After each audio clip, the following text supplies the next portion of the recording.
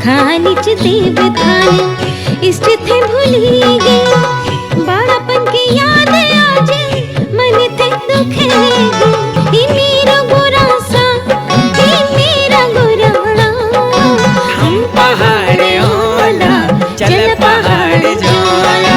जय हिमालय जय भारत। हिमालय लोग यूट्यूब चैनल में आपका स्वागत है और मैं हूं जर्नलिस्ट डॉक्टर हरीश चंद्र लखेड़ा। इस बार आपको चंपावत के प्रसिद्ध देवी धुरा माँ बाराही के बगवाल मेले के बारे में जानकारी दे रहा हूँ। अब मैं सिर्फ यही बताने जा रहा हूँ कि इस मेले को लेकर जो कथा प्रचलन में है सत्य उससे अलग है। वह सत्य क्या है वही मैं आपको इतिहास के पन्नों से बताने जा रहा हूँ। लेकिन जब तक मैं आगे बढ़ूँ आपसे अनुरोध है कि हिमालय सभ्यता पर केंद्रित इस चैनल को सब्सक्राइब अवश्य कर दीजिए। यह इतिहास जो मैं बताने जा रहा हूँ वह मेरा गढ़ा नहीं है।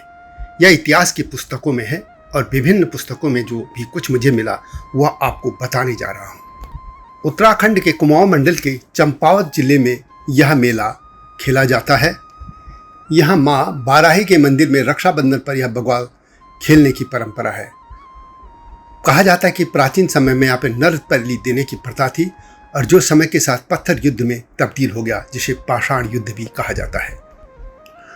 बाद में यह 2013 में न्यायालय के आदेश पर यह पत्थरों की जगह फूल और फलों से यह बगवाल खेले जाने लगी।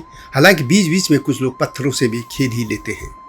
यह मेला आषाढ़ी कौतिक के नाम से भी प्रसिद्ध है और इसको लेकर पौराणिक कथा यह है कि यहाँ के 4 खामों के लोगों की ओर से अपने आराध्य माँ बाराही देवी को मनाने के लिए नर बलि देने की प्रथा थी। एक बार एक चामियाल खाम की परिवार के नर बलि देने की बारी थी। उस परिवार में एक वृद्धा और उसका पौत्र ही मात्र 2 प्राणी जीवित थे। कहा जाता है कि उस वृद्ध महिला ने अपने पौत्र की रक्षा के लिए माँ बाराही की स्तुति की। माँ बाराही ने वृद्धा को दर्शन दिए और 4 खामों के बीच बगवाल खेलने को कहा।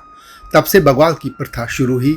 माना जाता है कि एक मनुष्य के शरीर में मौजूद खून के बराबर रक्त बहने तक खामों के बीच पत्थरों के युद्ध यानी बगवाल खेली जाती रही और बगवाल तब बाद में पुजारी के आदेश पर उसको रोक दिया जाता रहा था। यह भी मान्यता रही है कि पत्थरों चाहे कितने भी बरसाए जाए लेकिन इसमें कोई गंभीर रूप से न तो घायल होता था न किसी की मृत्यु होती थी।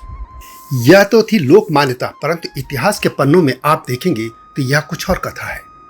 यह प्रथा यहाँ खसों के नागों और कोलों के साथ युद्ध से जुड़ी है और इसके अवशेष हिमाचल से लेकर पूरे उत्तराखंड तक पाए जाते हैं। हालांकि हिमाचल और गढ़वाल में अब ये सब कुछ खत्म हो गया और कुमाऊं में भी अब यह सिर्फ चंपावत के इसी क्षेत्र तक सीमित रह गई है, जबकि कुछ समय तक कुमाऊं में ही कई जगह इस तरह के ये जो पाषाण युद्ध या इसी तरह के रूप में खेले जाते थे। बगवाल आप जानते होंगे कि दिवाली के आसपास ही इसको माना जाता है और बगवाल एक त्योहार है, लेकिन इसका एक दूसरा रूप यह है जिसमें ये पाषाण युद्ध होता है। प्रसिद्ध लेखक केडी रूबाली के अनुसार इस पाषाण युद्ध का मूल अर्थ है सामरिक पूर्वाभ्यास। जैसा कि मैंने पहले भी कहा, कुमाऊं में इस तरह के पाषाण युद्ध के प्रदर्शन कई स्थानों पर होते रहे हैं। देवी धुरा में यह श्रावणी पूर्णमासी को आषाढ़ी के मेले के तौर पर यह बाराही मंदिर में खेला जाता है। इससे यहाँ के क्षत्रियों, वास्तव में जो खस क्षत्रिय हैं, उनके 4 खामों के 2 दल महर और फरत्याल इसमें भाग लेते रहे हैं। ये लोग अपने अपने पक्ष में खूब पत्थरों को इकट्ठा करके अपने बचाव के लिए बांस या निगाले की ढाले लेकर आमने सामने आकर डट जाते थे और पुजारी का संकेत पाते ही बगवाल अर्थात पाषाण वर्षा प्रारंभ कर देते थे, जो कि एक निश्चित समय तक चलती थी और इसमें रक्त प्रभाव को देवी के प्रति अपृत रक्त भेंट समझा जाता था। इसके अलावा द्वारभाट में भी विषुवत संक्रांति के दिन तुरी, भोंकर, रणसिंह और रणभीरियों के भयावह रबों के साथ बगवाल का पर्व मनाया जाता रहा है। पाली परगने में रानीखेत के निकट कैनाली बगवाली पोखर तथा सियालदे द्वारहाट में भी बगवाल युद्धों का प्रदर्शन किया जाता रहा है। किंतु इसका एक और भयंकर रूप देखने को मिलता है अल्मोड़ा जिले के सोमनाथ के मेले में, जिसमें देवी धुरा के महर और फरत्याल धड़ों के समान ही कोनाई और कुलोल नामक 2 क्षत्रिय धड़ों में यह प्रदर्शनात्मक युद्ध होता रहा, जो कभी कभी वास्तविक युद्ध में भी बदल जाता था। इसके अलावा कुछ समय पूर्व तक बगवाल का आयोजन काली कुमाऊं में चमलदेव में भी रामनवमी के दूसरे दिन हुआ करता था। काली कुमाऊं की एक लोकोक्ति है, 10 दसें 20 बग्वाल काली कुमाऊं फुल भंगाल। इसके अनुसार बग्वाल का आयोजन 20 स्थानों में होता था। कुमाऊं केसी बद्रीनाथ पांडे भी अपनी पुस्तक में लिखते हैं कि गोधन महोत्सव से एक दिन पहले बग्वाली के दिन पाटिया में बग्वाल का आयोजन होता था। कुमाऊं के समानी गढ़वाल में भी थराली यानी जो आज का चमोली है उसके निकट देवदान कौथिंग यानी कौतुक अर्थात देवों और दानवों के बीच घटित युद्ध से संबंध उत्सव में भी पाषाण युद्ध का आयोजन हुआ करता था। पाषाण युद्ध पर्वतीय योद्धाओं की परंपरा रही है। ये लोग इस प्रकार के युद्ध में बड़े प्रवीण होते थे। अत्यंत प्राचीन काल में भी इन्हें इस तरह के विशिष्ट कौशल का उल्लेख मिलता है। रघु जब दिग्विजय के लिए हिमाचल पर आए थे, यानी रघु यानी भगवान राम के पूर्वज, तो उनकी सेना को भी पर्वतीय गणराज्यों के सैनिकों के साथ पाषाण युद्ध का सामना करना पड़ा था। महाभारत में भी जब खसों ने कौरवों के पक्ष में युद्ध किया था तो उनके पाषाण जो उन्होंने पत्थर फेंके थे उससे एक समय तो पूरे महाभारत के युद्ध में सभी जो पक्ष थे वे उनको वीरता को देखते रह गए थे। यानी महाभारत में भी खसों के इस युद्ध का वर्णन मिलता है। वैसे भी आज तक भी ये परंपरा रही है कि जब भी कोई युद्ध करने दूसरे आते थे तो पत्थरों की भी उन पर वर्षा होती थी।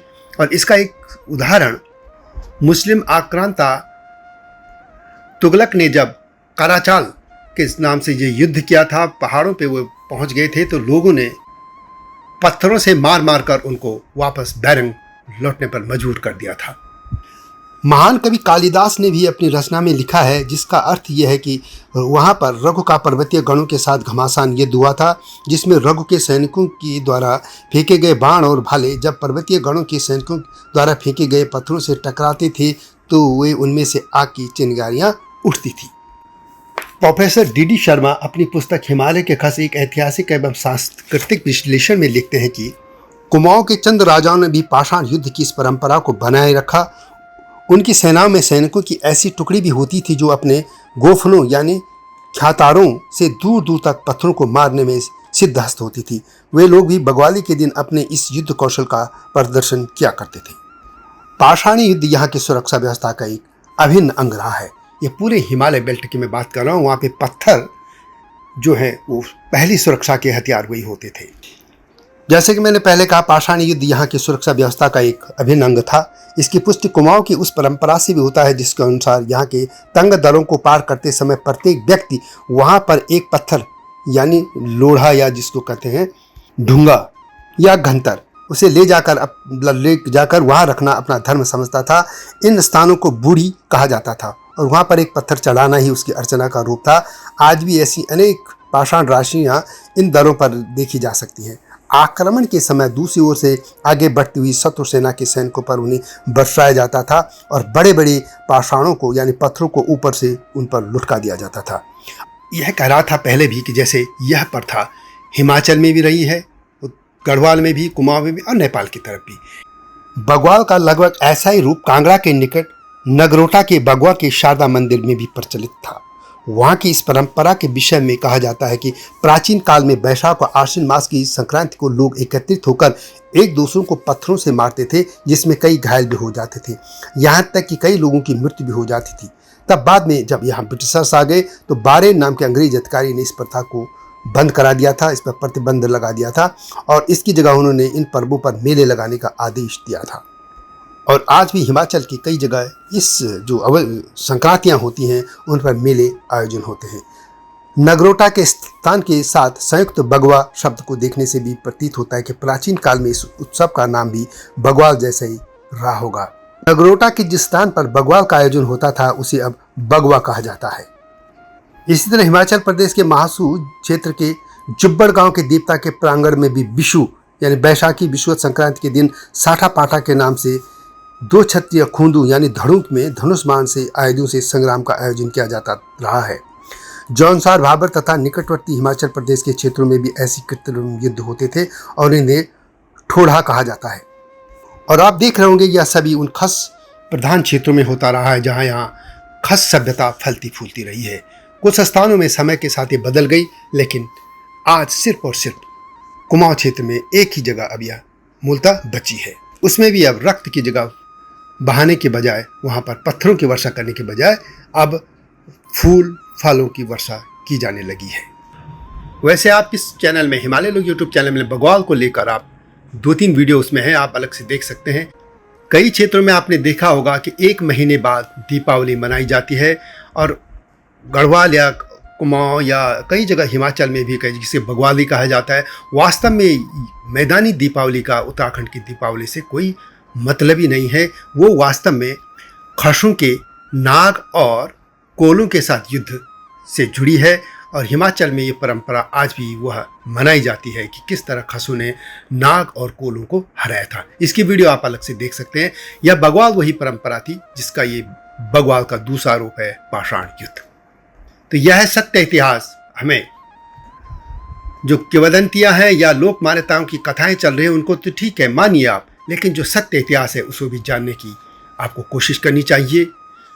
मेरा प्रयास इस हिमालय लोग यूट्यूब चैनल में यही है कि मैं विभिन्न इतिहासकारों ने जो मेहनत करके किताबें लिखी हैं उन सबको आपके सामने इस नए मीडिया के माध्यम से सामने रखूं। यह वीडियो कैसे लगी कमेंट में अवश्य लिखें और हिमालय सभ्यता पर केंद्रित इस चैनल को सब्सक्राइब अवश्य कीजिएगा। मेरी सफलता आप ही पर निर्भर है जब आप इस चैनल को सब्सक्राइब करेंगे और इस वीडियो को शेयर भी करेंगे, लाइक करेंगे। नई जानकारी के साथ शीघ्र आपके सामने आऊंगा। तब तक जय हिमालय, जय भारत। हिमालय पे पेड़ हो तो गीत गाएंगी नदियाँ, गीत गाएंगी नदियाँ।